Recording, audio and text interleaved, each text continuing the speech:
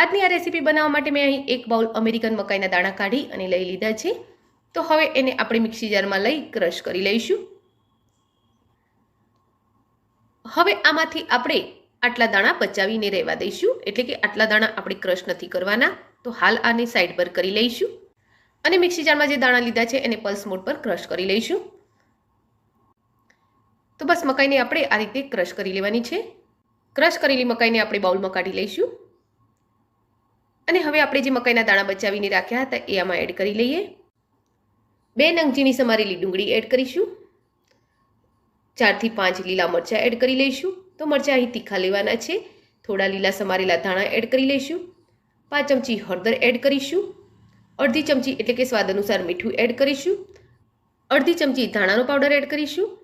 5 ચમચી ગરમ મસાલો એડ કરી લઈશું। હવે આમાં 5 ચમચી ચણાનો લોટ એટલે કે બેસન એડ કરી લઈશું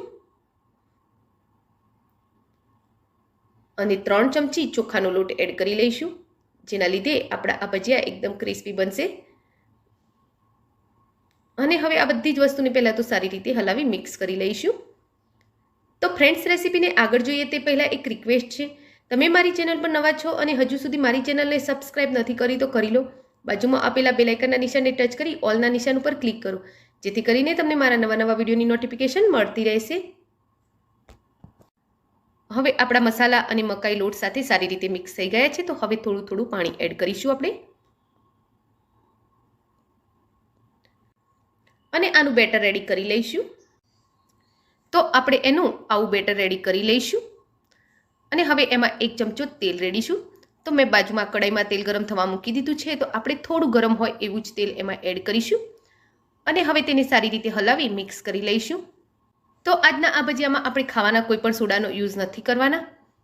તો હવે આ બેટર રેડી થઈ ગયું છે અને તેલ પણ ગરમ થઈ ગયું છે। તો આપણે એક એક કરી એમાં ભજીયા આ રીતે મૂકતા જઈશું। તો બસ આ રીતે જેટલા સમાય એટલા ભજીયા આપણે એમાં મૂકી દઈશું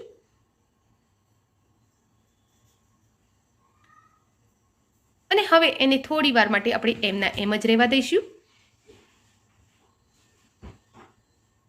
અને થોડી વાર પછી આપણે એને એક વખત પલટાવી લઈશું।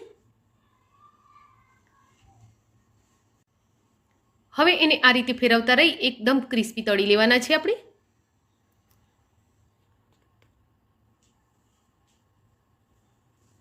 તો આપણા આ ભજીયા હવે એકદમ ક્રિસ્પી થઈ ગયા છે, તેમાં બબલ્સ પણ ઓછા થઈ ગયા છે। તો હવે આપણે એને તેલમાંથી બહાર કાઢી લઈશું। તો એકદમ સરસ ક્રિસ્પી મજાના ભજીયા રેડી છે। તો હવે આપણે એની બીજી બેચ પણ રેડી કરી લઈએ। તો કડાઈમાં સમાય એટલા ભજીયા આપણે એમાં મૂકતા જઈશું અને હવે એને એકદમ ક્રિસ્પી તળી લઈશું।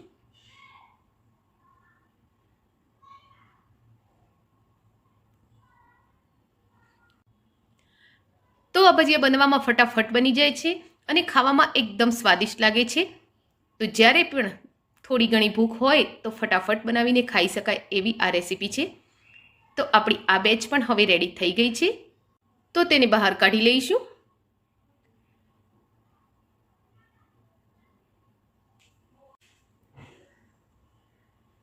તો લીલી મકાઈના આ ભજીયા ખાવામાં એકદમ સ્વાદિષ્ટ છે, ક્રિસ્પી છે અને એકવાર ખાધા પછી વારંવાર બનાવવાની ઈચ્છા થાય તેવા છે। તો આને આપણે ટોમેટો કેચઅપ સાથે પણ સર્વ કરી શકીએ છીએ અને એમનેમ પણ ખાવામાં ટેસ્ટી લાગે છે એ। તો ફ્રેન્ડ્સ, તમને આજની આ રેસીપી કેવી લાગી એ કોમેન્ટ બોક્સમાં જરૂરથી લખજો। રેસીપી ગમી હોય તો વિડીયોને લાઇક અને શેર કરજો। Thank you for watching my video. જય શ્રી કૃષ્ણ।